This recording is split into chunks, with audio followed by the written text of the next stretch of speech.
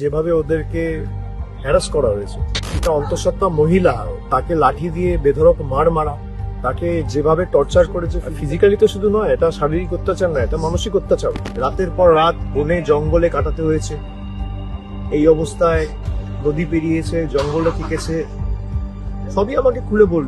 এবং পরবর্তীকালে তারা ঢাকায় গিয়ে পৌঁছেছিল, সেখানে আমার বাংলাদেশ পুলিশ অ্যারেস্ট করেছিল, বাংলাদেশের জেলে তারা মাসের পর মাস কাটিয়েছে। তারপর দেশের হাইকোর্ট সুপ্রিম কোর্টের আদেশে, যদিও কেন্দ্র সরকারের তরফ থেকে কোনো রকম কোনো তৎপরতা দেখায়, চাপে পড়ে তাকে আনতে বাধ্য হয়েছে। তার স্বামী এখনো বাংলাদেশে রয়েছে, দানিশ শেখ।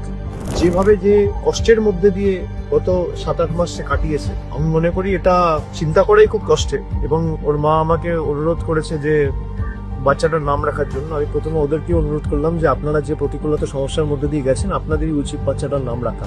এবং তারপরেও তারা আমাকে রিকোয়েস্ট করে, আমি বাচ্চাটার নাম রেখেছি আপন। তার কারণ যেভাবে পর করে বাংলাদেশে ঠেলে দিয়েছি, এরা সকলেই আমাদের আপন, এই বাচ্চাটার নাম রাখা হয়েছে আপন।